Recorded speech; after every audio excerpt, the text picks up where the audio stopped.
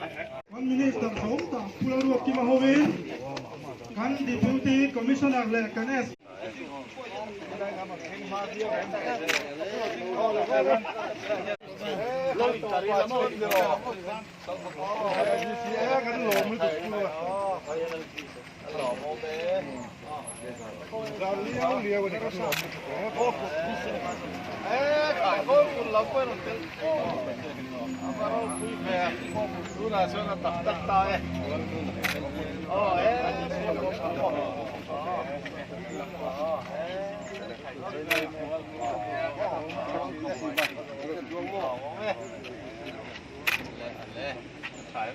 kan han chang thei hi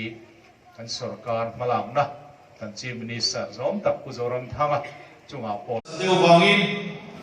en kol sui ania kum chan ve se mai min om bo sana chu ti chu zong chuan tu sarkar din bun poi mo tak mai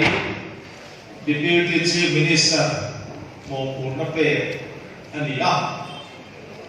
amaro chu Khiong atie ema amar chu kan chuan minister dam te an local boka kan department na thar tir te lo han famla ai oin long thu bian pui te he na min lo han soi sa che ya khua